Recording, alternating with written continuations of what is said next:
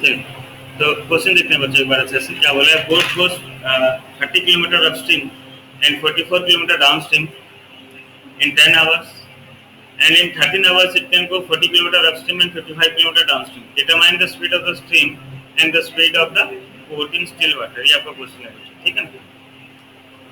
तो देखिए बच्चों, ये होता है स्ट्रीम प्रॉब्लम आपका। क्या प्रॉब्लम बच्चों? स्ट्रीम प्रॉब्लम या वाटर प्रॉब्लम या जो भी बोल लीजिए आप। Stream problem. स्ट्रीम मतलब पानी रिलेटेड टू क्वेश्चन दिया होगा, पानी और बोट रिलेटेड टू क्वेश्चन दिया होगा, तो आपका स्ट्रीम प्रॉब्लम कहलाएगा। अभी क्या है बच्चों समझिए, यहाँ पे आप दो वर्ड देख रहे हैं बच्चों, क्या? अपस्ट्रीम एंड, एक आप देख रहे हैं अपस्ट्रीम, एक देख रहे हैं आप डाउनस्ट्रीम, है ना? चलिए, ये हम समझते हैं बच्चों कि ये अपस्ट्रीम और ये डाउनस्ट्रीम है क्या।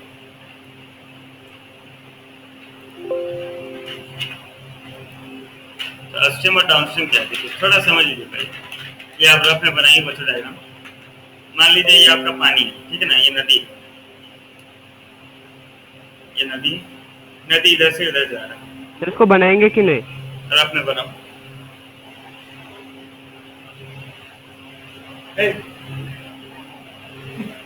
ये ले हाँ बनाओ।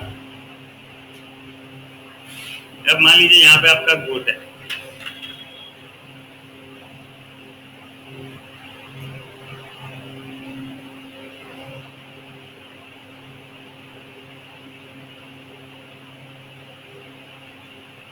इसमें आप, ठीक है? अब बोट जो है आपका बच्चों, वो पानी की तरफ ही जा रहा है,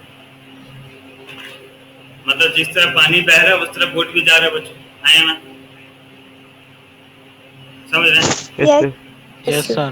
तो जब डायरेक्शन दोनों का सेम होगा, डायरेक्शन सेम होगा मतलब पानी का भी डायरेक्शन जिस तरह है उस तरह बोट का भी डायरेक्शन है, दोनों का डायरेक्शन सेम बच्चों, तो इसे हम कहेंगे डाउनस्ट्रीम। क्या कहेंगे? डाउनस्ट्रीम। मान लीजिए यहाँ पे बोट का स्पीड x है और पानी का स्पीड y है, तो डाउनस्ट्रीम में बच्चों क्या आ जाता है? स्पीड प्लस हो जाता है, x प्लस y हो जाता है। ठीक है, बना लीजिए अच्छा से।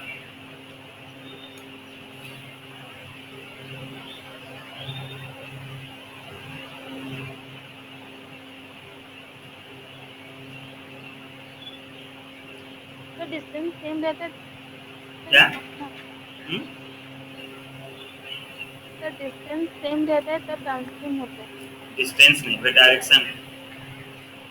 पानी का डायरेक्शन बोट का डायरेक्शन दोनों सेम है।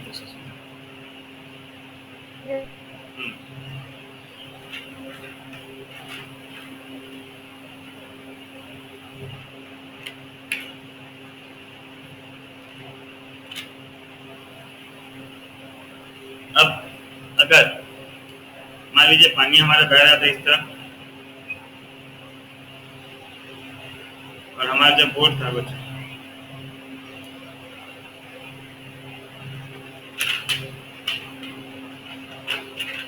वो इस तरफ जा रहा था, तो पानी का डायरेक्शन किस तरफ था बच्चों? पानी का डायरेक्शन और बोट का डायरेक्शन क्या है? उल्टा है कि सीधा है? सेम डायरेक्शन है कि अपोजिट है? हाँ, क्या बोले? Opposite direction. तो अगर ये अपोजिट डायरेक्शन तो इसे कहेंगे अपस्ट्रीम। अपस्ट्रीम में क्या था बच्चों? Speed minus x minus y। लिख लीजिए।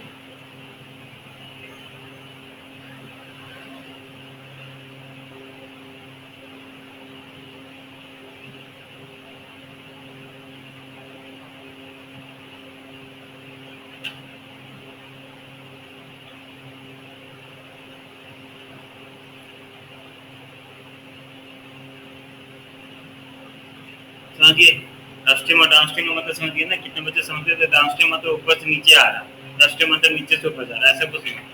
डायरेक्शन सेम है तो डाउनस्ट्रीम हो गया, और अपस्ट्रीम मतलब क्या हो गया? डायरेक्शन अगर उल्टा है। तो आपको ऑटोमेटिकली समझ जाना है कि डाउनस्ट्रीम में क्या होगा? दोनों का स्पीड प्लस हो जाएगा, और अपस्ट्रीम में क्या होगा? दोनों का स्पीड माइनस हो जाएगा। समझ गए बच्चों? ये डाउट है? डाउनस्ट्रीम और अपस्ट्रीम में डिफरेंस समझ गए तो बच्चों? डाउनस्ट्रीम में क्या होगा? स्पीड प्लस होगा। हाँ, और अपस्ट्रीम में माइनस। बढ़िया। तो अब देखते हैं क्या बोला है। ए boat goes 30 kilometre upstream and 44 kilometer downstream in 10 hours, and in 13 hours it can go 40 kilometer upstream and 35 kilometer downstream. Determine the speed of the stream मतलब पानी का स्पीड निकालो, and that of the boat और boat का speed निकालो। ठीक है ना, दोनों का स्पीड निकालना बच्चों को, किसका, पानी का, स्ट्रीम का और बोट का। समझ में आ गया? इतना तक समझ गए? Yes sir. सर एक और बार समझाएंगे क्या?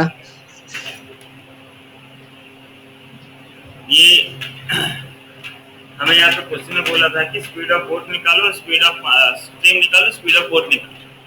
ठीक है ना, तो हम बोट का हमेशा बच्चों एक चीज ध्यान रखना कि बोट का स्पीड हमेशा x लेना है। ठीक है ना, आपको बोट का स्पीड हमेशा x लीजिएगा। क्यों बता रहा हूँ, क्योंकि अगर आप y ले जाते हैं तो यहाँ पे गड़बड़ हो जाता है। ठीक है ना, तो बोट का स्पीड हमेशा x लीजिएगा और पानी का स्पीड y लीजिएगा। यहाँ पे हमने बोला था डाउनस्ट्रीम में स्पीड अपने आप प्लस हो जाता है, याद रखिएगा, और अपस्ट्रीम में स्पीड माइनस हो जाता है। ठीक है, देखिए एक बार नारायण देखो सोल्यूशन देखो, समझ में आएगा थोड़ा। तो सोल्यूशन स्टार्ट करते हैं, लिखते हैं let the speed of the boat be x, let the speed of boat be x kilometer per hour and the speed of stream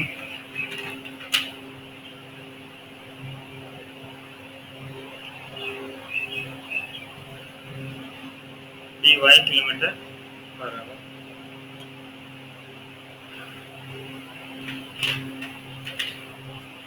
ठीक है, इतना लिखिए।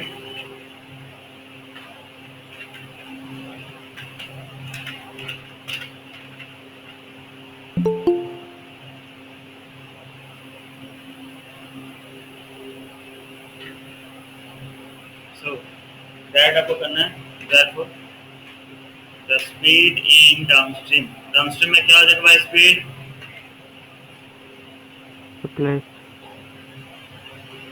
is equals to x plus y and speed in upstream x minus y। ये अपने आप आपको समझना है। ठीक है, डाउनस्ट्रीम में प्लस हो जाता है, अपस्ट्रीम में माइनस होता है, ये याद रखना। ठीक है, इतना याद रहेगा। अब देखिए बच्चों ध्यान से, अब देखिए ध्यान से क्या बोला है, बोट गोज 30 किलोमीटर अपस्ट्रीम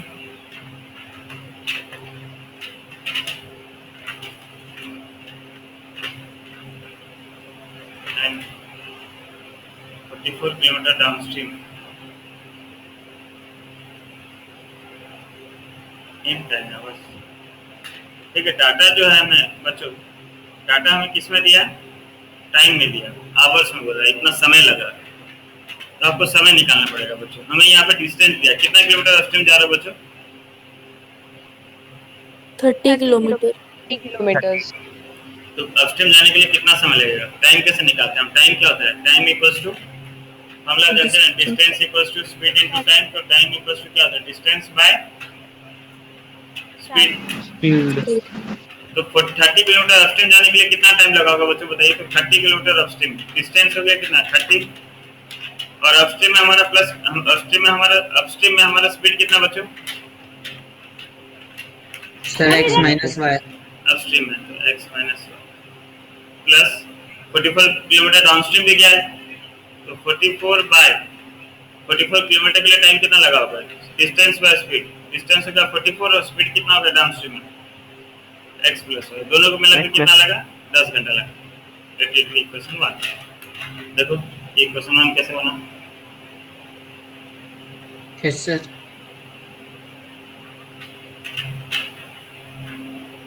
बाकी बच्चे देखे, ये समझ में आएगी नहीं बच्चों,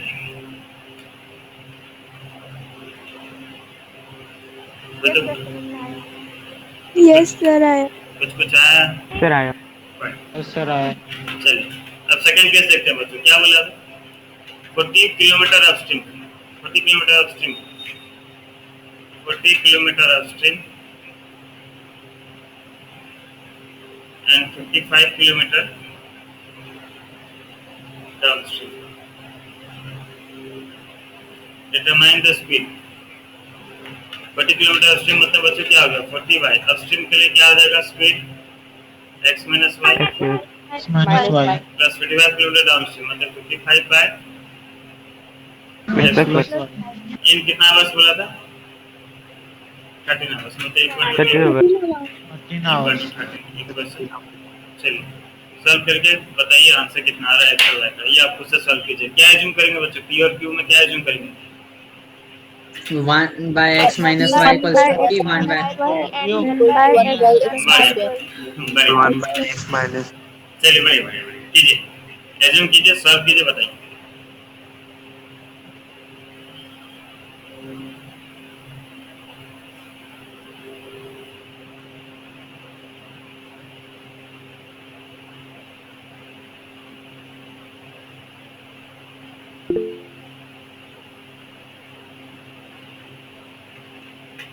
हाँ पूछ ले लो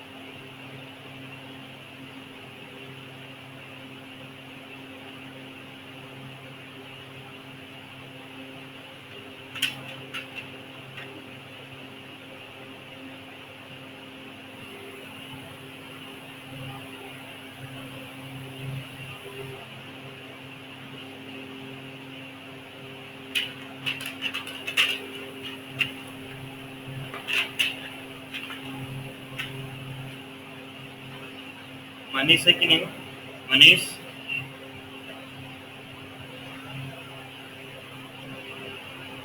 राहुल राहुल प्रियंका Yes, sir. अच्छा आज हो अंकिता अंकिता नहीं ऐश्वर्या है प्रियंका है स्वर्णा है मौसम मौसम मौसम नहीं आकांक्षा हो जतिन गोकुल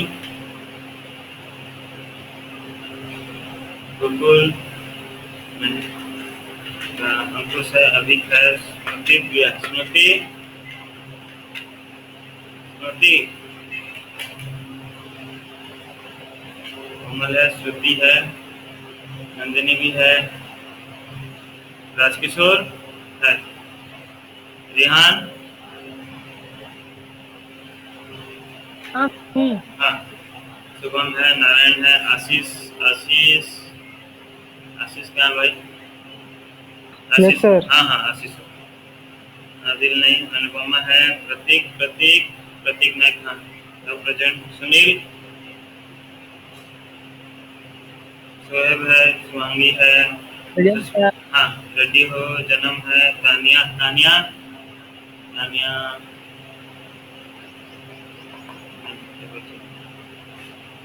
आनंद प्रेजेंट है Yes, sir. Yes, sir. Tania हो आनंद भी है ठीक चलिए यार मेरा प्रेजेंट है क्या किसका की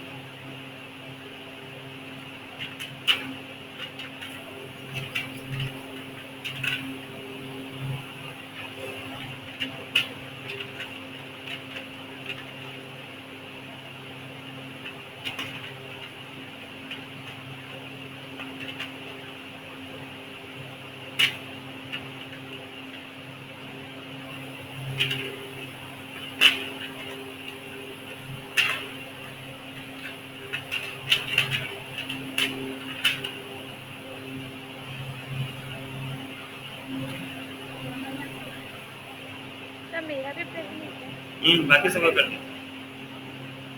आ गया answer.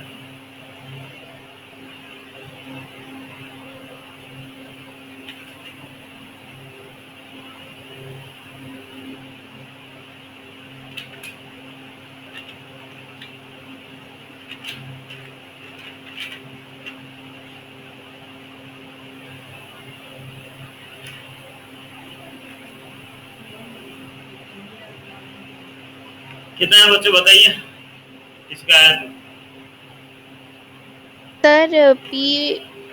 Sir, P 1/5 and Q 1/11. अच्छा, ये एक्स और वाई नहीं निकाले? Sir, sir, Y3 और X7. चलो ठीक है, चेक कर लेते हैं। 1/x - 8 y। आया। Sorry, sir. X8 and Y3. चलो करो, देखना। 30p + 44q = 10 और ये हो गया 40p + 55q = 13। बाप रे, बड़ा इक्वेशन बना ना। 3 4 जा 12, इसमें 4 इंटू कर दिया, इसमें 3 इंटू कर दूंगा तो होगा 3 4 जा 120 प्लस 44 इंटू 4 करने से कितना होगा? Sir, 176.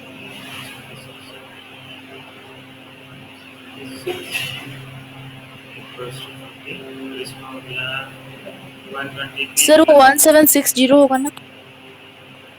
नहीं, सिर्फ 4 मल्टीप्लाई करो। 55 इंटू 3 वो मैं मतलब कर लूँ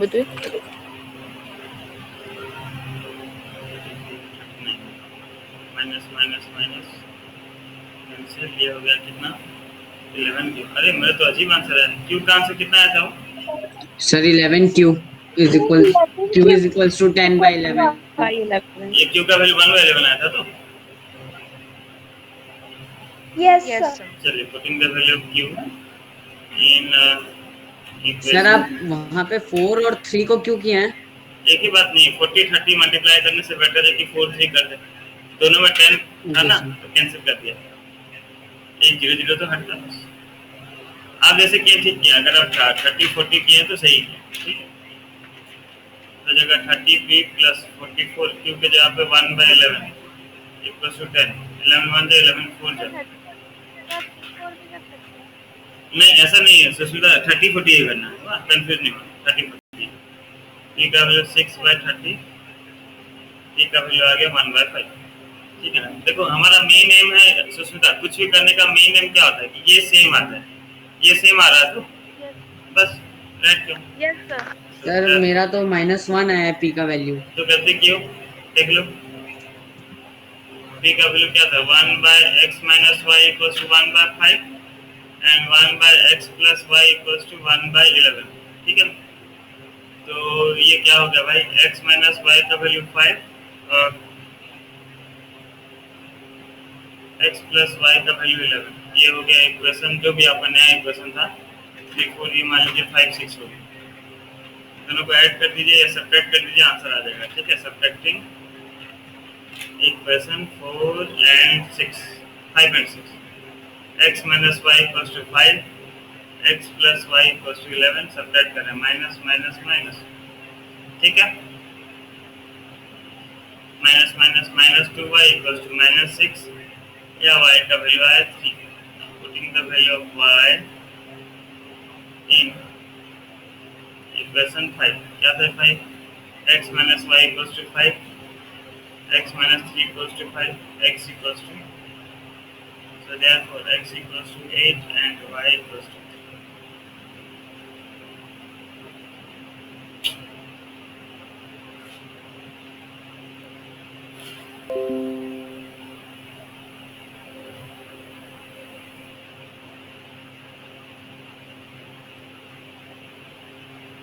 सर थोड़ा नीचे करिए ना, नीचे का नहीं लिख रहा हूँ।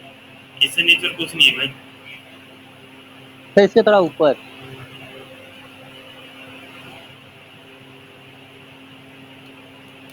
सर हो गया हो गया।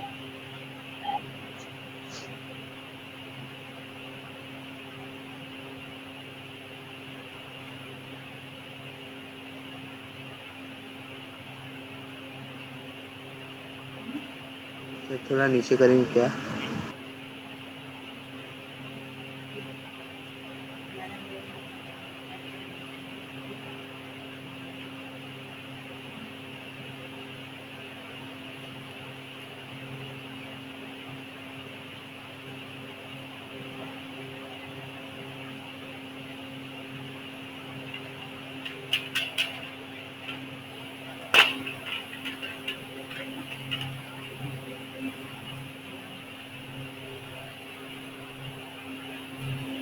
सर x का वैल्यू 8 और y का वैल्यू 3 आ रहा है। वही है।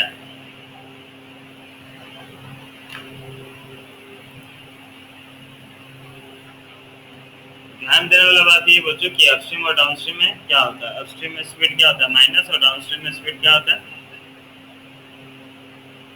प्लस। बस ये ध्यान देने वाला बात है। बाकी चलिए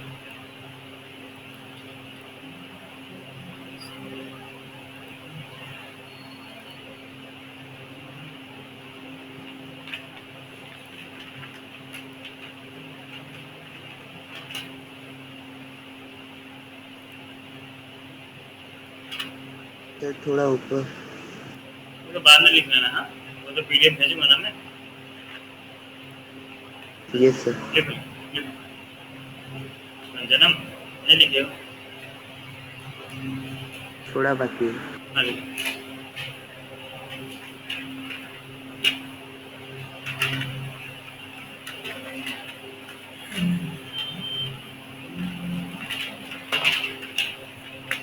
सर मैं ये 3.6 का ना 2 नंबर पे 1 की हूँ, लेकिन सही है कि नहीं पता। कोई बात नहीं लिख लो। हो गया sir.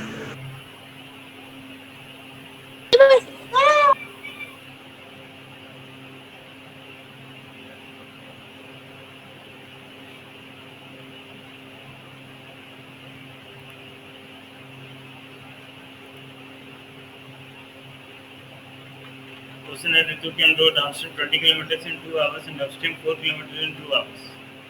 Find the speed of rowing in still water and speed of current. Rowing means swimming बच्चों। हाँ स्विमिंग करना को rowing बोलेंगे। तो यहाँ पे क्या बोला है Ritu can go downstream 20 kilometers in 2 hours and upstream 4 kilometers in 2 hours.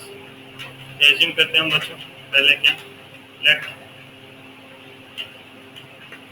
the speed of swimming या रोइंग जैसे लिखेंगे चलेगा एंड स्पीड ऑफ वाटर या स्पीड ऑफ करंट जो भी लिखेंगे।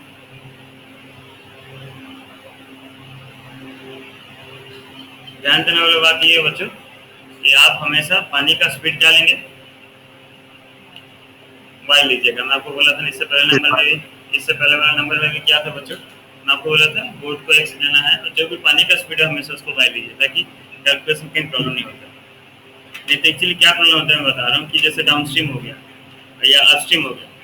अपस्ट्रीम में आप माइनस करेंगे है ना, उस समय गड़बड़ होता है माइनस करेंगे।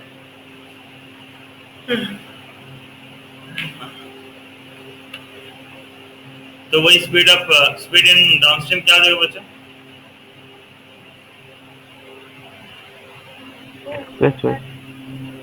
कितना x plus and speed in upstream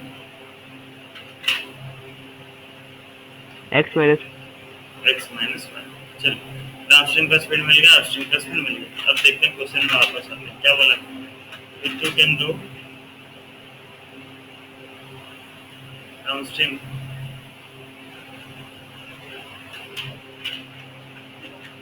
20 kilometre in 2 hours, कितना है हमें डाटा। तो डाउनस्ट्रीम 20 किलोमीटर जाएगी 2 आवर्स, ठीक है ना। तो हमें पता है बच्चों स्पीड इक्वल्स टू क्या होता है डिस्टेंस बाय टाइम, है ना। Speed equals to distance into time होता है, हाँ या ना। याद है तो यस सर। नहीं सर डिस्टेंस बाय टाइम होता है। ओहो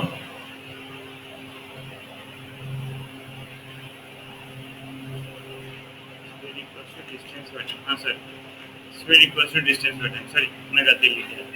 speed equals to distance by time. चलिए तो डाउनस्ट्रीम में स्पीड कितना था भाई, डाउनस्ट्रीम के लिए स्पीड कितना था x plus y.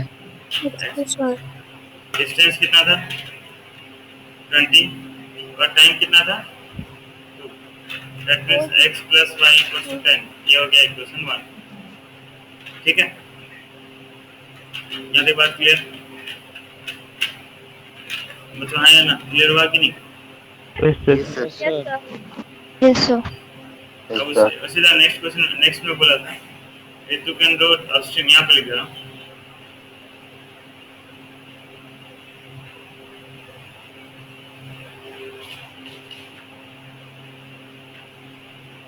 4 किलोमीटर इन 2 आवर्स लेकिन स्पीड इक्वल्स टू क्या हो गया distance by time distance upstream के लिए स्पीड कितना था भाई अपस्ट्रीम के लिए स्पीड कितना था X minus y.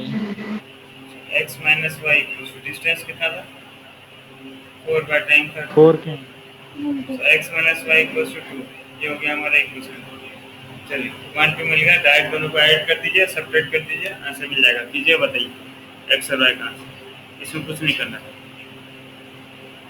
सर वो लास्ट में जो लिखा है speed of rolling in still water speed of the current मतलब वो निकालना है रोइंग मतलब तैरना तैरने का स्पीड और दूसरा बोला है पानी का speed sir speed of rowing का हुआ 6 किलोमीटर और speed of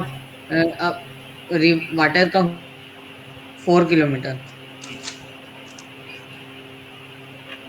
Sir, X 6 and Y sir x 4. is equal to 6 y is equal to 4 X 6 और Y 4.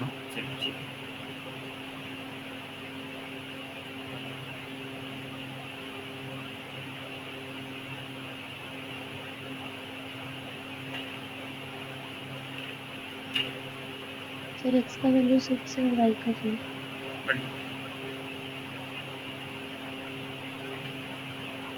Yes sir x is the y 4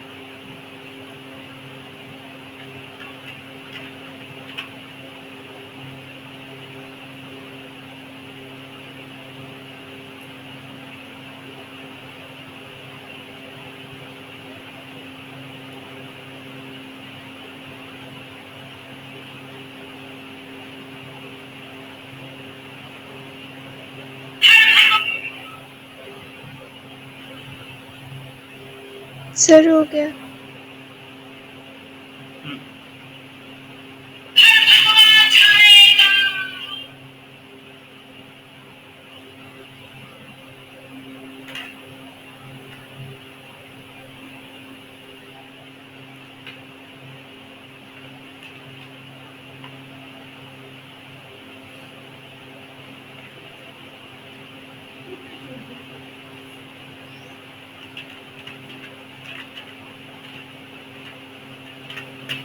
sir हो गया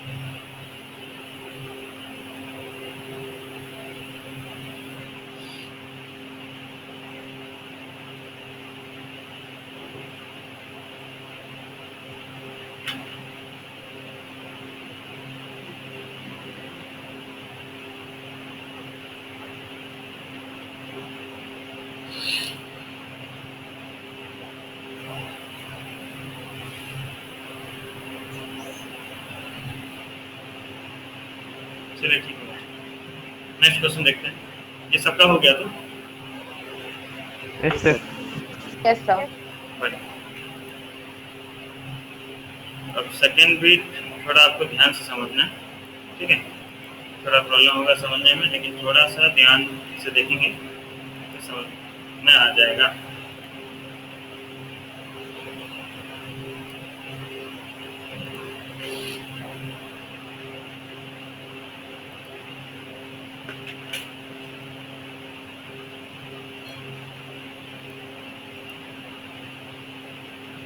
चलिए थोड़ा क्वेश्चन ध्यान से पढ़ते हैं बस थोड़ा सा हार्ड है ध्यान से समझिए आप पहले से बोलता हूँ तो क्वेश्चन बच्चों देखिए क्या बोला, 2 women's and 5 men can together finish an embroidery work. Embroidery work मतलब साड़ी के नीचे जो होता है बच्चों, कुछ ऐसे वर्क होता होगा इन 4 days।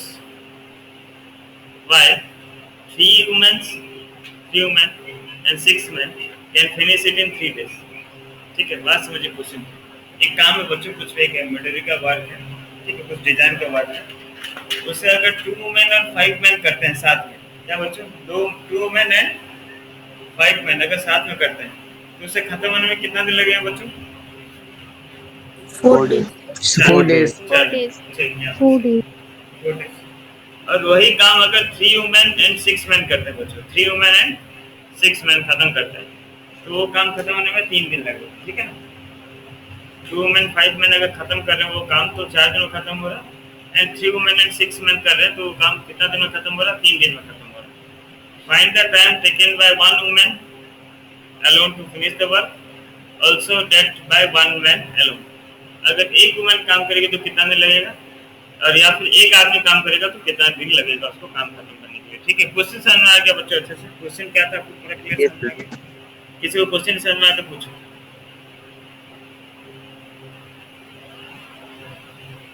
सर इसको हम एलिमिनेशन मेथड में कर सकते हैं टोटल? किसमें? एलिमिनेशन में सर। पहले इक्वेशन तो बना लें, फिर इक्वेशन में किसी मेथड में करो, कोई भी। Okay sir. क्वेश्चन समझ में आ गया बच्चों सबको? सर आगे।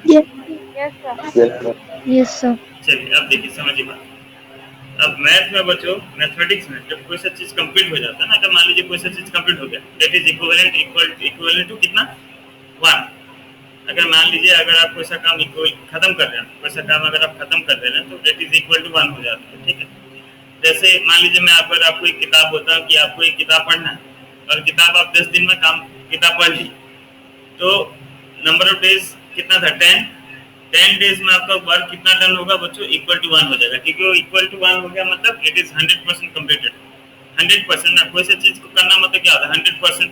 परसेंट मतलब क्या होगा बच्चों? 100/100 इस तरह होता है, ठीक है ना। समझ रहे हैं बच्चों? मैथ में कोई सा चीज कंप्लीट होना मतलब इक्वल टू कितना हो जाता है? 1। चलिए इतना याद है, ठीक है। अब देखिए ध्यान से, अब पूछा है कि हमको पूछा है कि find the time taken by 1 woman and 1 man alone to complete the work. ये हमें पूछा है, ठीक है। तो ध्यान से देखिए, हम मैचिंग करते हैं। Let number of days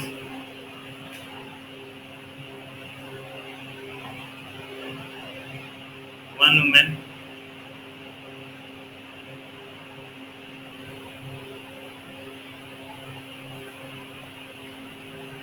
can complete the work in which one?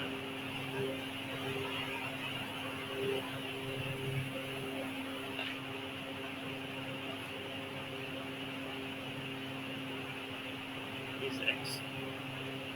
Let number of days in which one woman can complete the work is X। ठीक है, हम क्या एज्यूम किए बच्चों कि एक वुमन को वो काम खत्म करने के लिए कितना दिन लग जाएगा? X। तो बात समझिए बच्चों, अगर X डेज लग रहा है उसे काम खत्म करने में, X डेज लग रहा है उसे काम खत्म करने के लिए, मतलब X डेज में कितना कर रही है काम? कितना काम कर रही है बच्चों बताओ? X डेज में कितना काम कर रही है? टोटल कंप्लीट कर रही है, मतलब 1 काम कर रही है। X डेज इक्वल्स टू 1 हुआ कि नहीं बच्चों? मैं बताया था ना, जैसे जितना डेज में आप जो भी काम अगर आपका कंप्लीट हो रहा है, दैट मींस उतना डेज इक्वल्स टू 1 हो जा रहा है, ठीक है। तो अगर X डेज में 1 काम कर रही है बच्चों, तो 1 डे में कितना काम करेगी? 1/x। 1/x। 1/x शब्द बोला, समझिए बात, ठीक है। ध्यान से फिर देखिए, and number of days in which one man can complete the work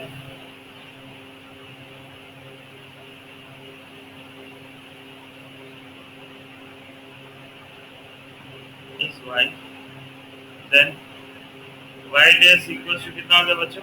1, तो 1 डे में 1 वुमेन कितना काम किया? 1/1। बाय 1। ये बात क्लियर हो गया बच्चों? ये चीज समझ में आया कि क्या? देखिए अच्छे से, ये चीज क्लियर हुआ? Yes, sir. Yes, sir. क्या हो गया? Yes, sir. अब ध्यान से देखिए इसको, ठीक है? बोलो ध्यान। हाँ बोलो ना। सर हाँ नंदिनी सर बोलो। फिर से थोड़ा क्या नंदिनी? फिर से यस सर। देखो नंदिनी, कोई सा भी काम कंप्लीट होना मतलब मैथमेटिकली वो इक्वल टू 1 हो जाता है, ठीक है? Yes sir. अब हम एज्यूम किए हैं कि 1 वुमेन जो है वो x डेज में काम खत्म कर रही है। 1 वुमेन को कंप्लीट करने के लिए काम कितना लग रहा है? x डेज लग रहा है, ठीक है? तो x डेज में काम खत्म हो रहा है मतलब x डेज इक्वल्स टू 1 हो जा रहा है। x डेज में काम कंप्लीट मींस x डेज में काम कितना हुआ? कंप्लीट हो गया मींस x डेज में काम हो गया है 1। तो 1 डे में कितना काम हुआ है भाई? 1/x। यूनिटरी मेथड याद था ना, 10 चॉकलेट का दाम अगर 10 रुपया है तो एक चॉकलेट का दाम क्या होता था? 10/10। उस तरह अगर x डेज में काम खत्म हो गया मतलब x डेज में काम कितना इक्वल हो गया? 1 हो गया। तो 1 डे में कितना काम हुआ? 1/x। समझ में बात नंदिनी? Yes sir. उस तरह सर आप बोले कि 1 आएगा तो 100% काम खत्म हुआ होगा। वही काम खत्म हो गया मतलब। Yes sir.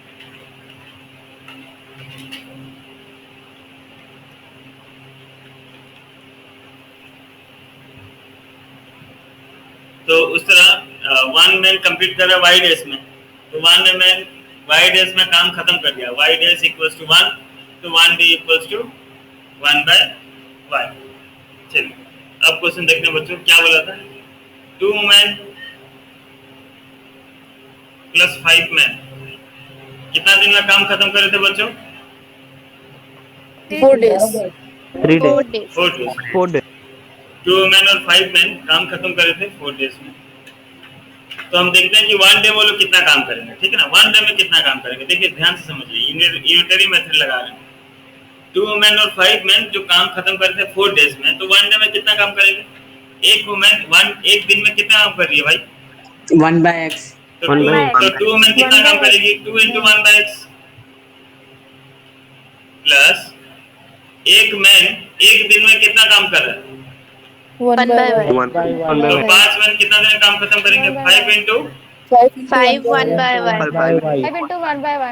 चलिए अब ये सारा काम खत्म करें थे 4 दिन में, तो एक दिन में कितना काम करेंगे? 1/4। by 4. ये समझे कि नहीं? 1/4। बच्चे ये 1/4 करना भूल जाते हैं, वाह ये 1/4 करना भूल जाते हैं और उनका एक क्वेश्चन रॉन्ग हो जाता है। ध्यान से समझिए, 1/4 आपको करना है क्योंकि आप 1 डे का काम निकालना है। 4 दिन में काम खत्म हो रहा है तो 1 डे में कितना काम होगा? 1/4, है ना?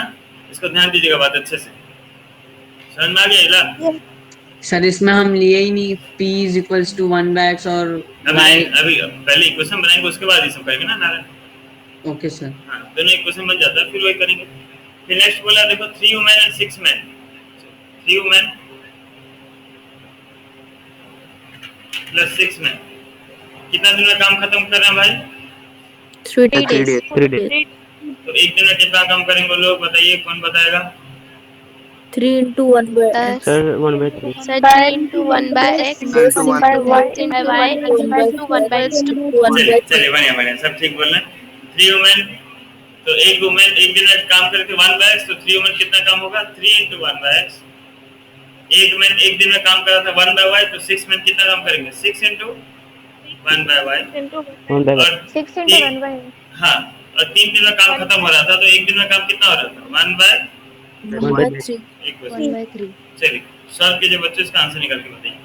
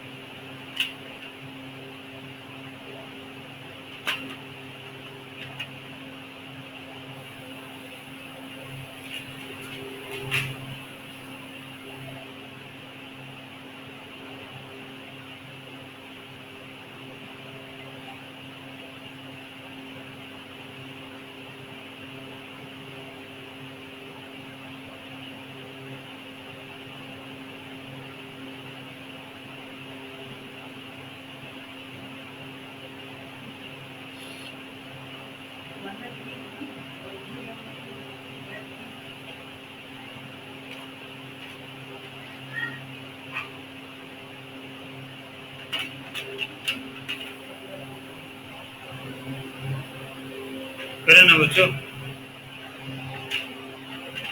Yes, sir. Yes. Yes, sir. Yes, sir.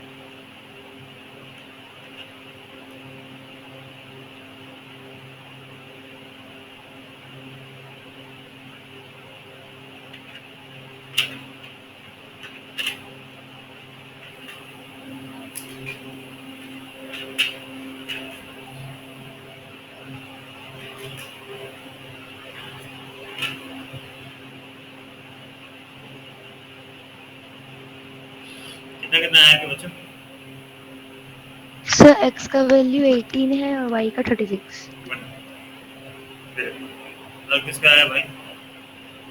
Yes, Yes, sir. sir. X X 18 and Y 36. और बाकी लोग का आया कि नहीं? ये मैं कर दूं, बताइए। यस सर, एक बार कर दीजिए तो। Yes, sir. कर दीजिए एक बार। चलिए, that 1/x equals to p and 1/y equals to q। Direct line लिख रहा हूं बच्चों। 2 into 1/x मतलब क्या हो गया? 2p Cancel.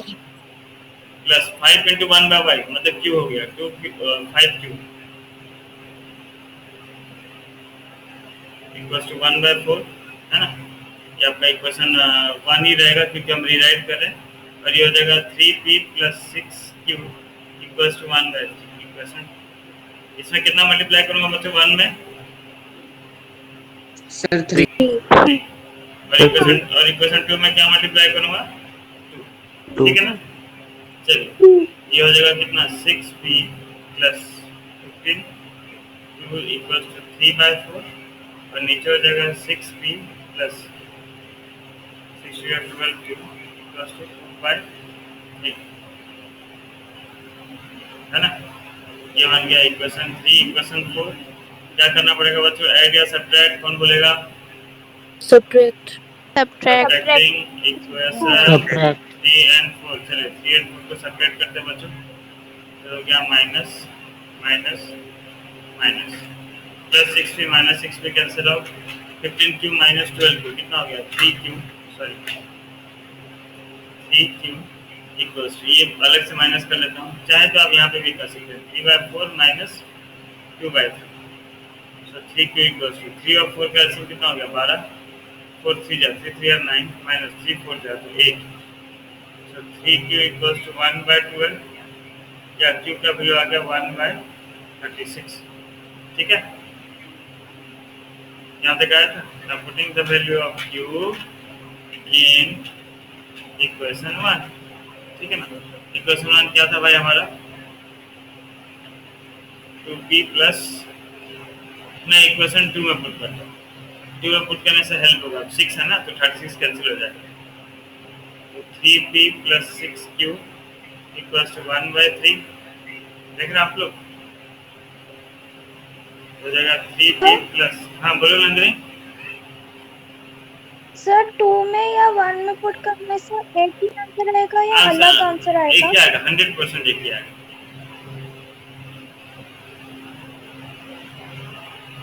6 1 जा 6 6 है, तो 3p equals to 1/3 minus 1/6, that is implies 3p equals to, इसका एलसीएम कितना हो गया भाई? 6 का ना, तो 3 2 जाए 2 minus 1, 3p equals to 1/6 या p equals to 1/8। चलिए p और q दोनों वैल्यू आ गया, उसके आप x और y निकालेंगे, है ना? निकालेंगे कि नहीं इसका आगे? Yes, sir. Yes, sir.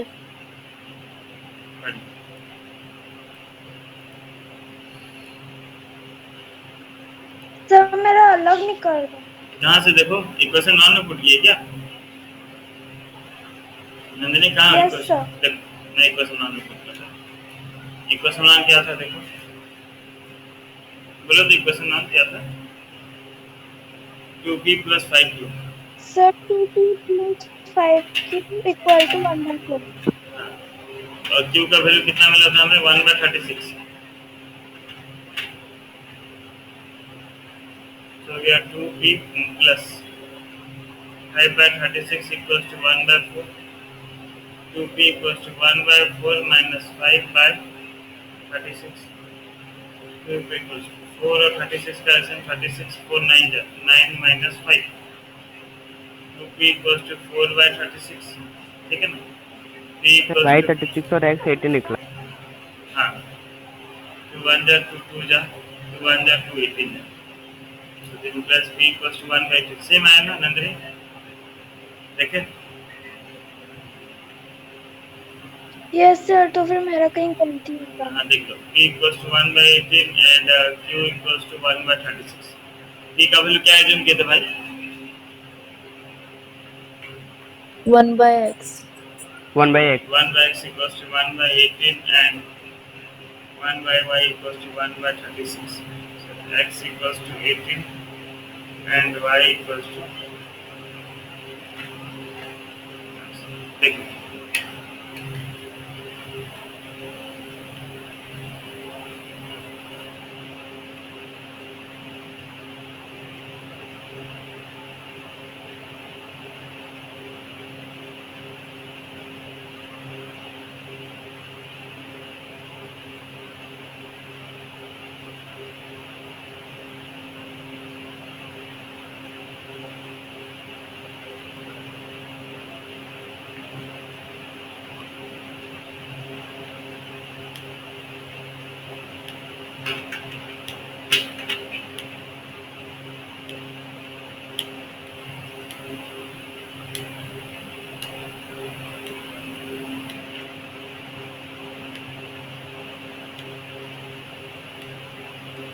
बढ़िया निकाल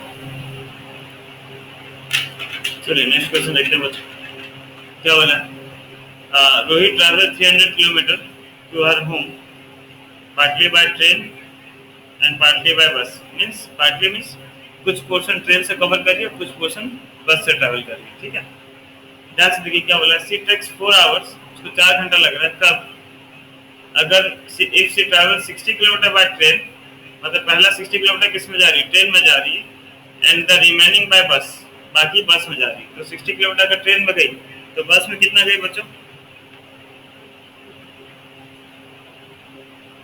240 sir 40.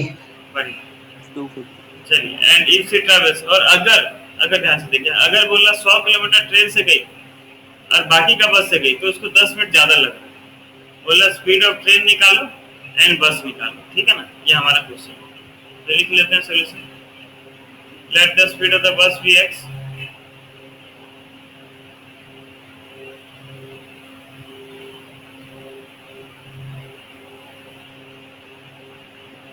and the speed of train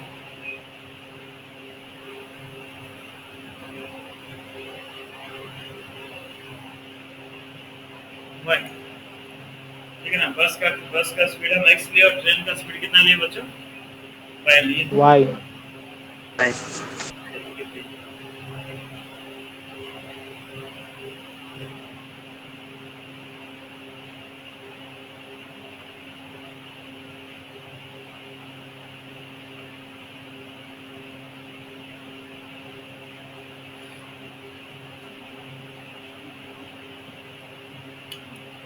ना पहला केस लेते हैं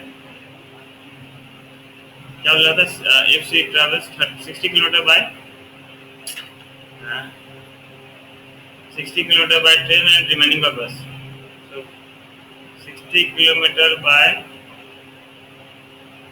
ट्रेन प्लस कितना किलोमीटर बच्चों 240 किलोमीटर बाय बस तो उसको कितना घंटा लग रहा है 4 आवर्स लगा ठीक है यहाँ तक बात समझ रहे हैं 4 आवर्स कैसे लगा बच्चों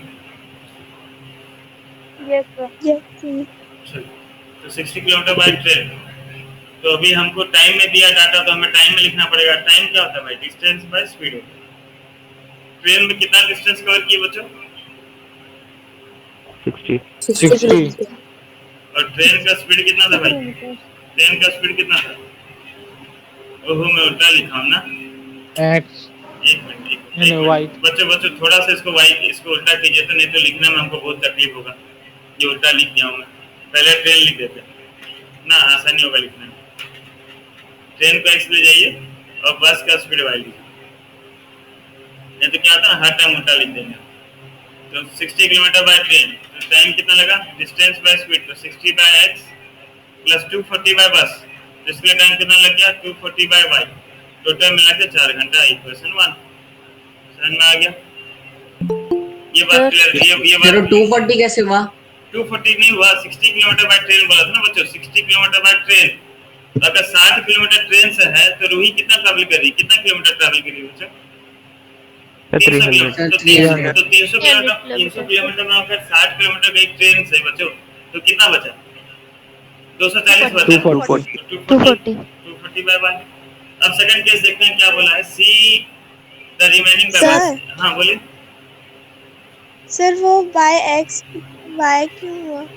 श्रुति स्पीड ना, स्पीड टाइम इक्वल्स टू क्या था श्रुति? Distance by speed. तो डिस्टेंस कितना था? 60, तो इसका स्पीड कितना था? x। इसका डिस्टेंस कितना था? 240, तो स्पीड कितना था? y। इस तरह।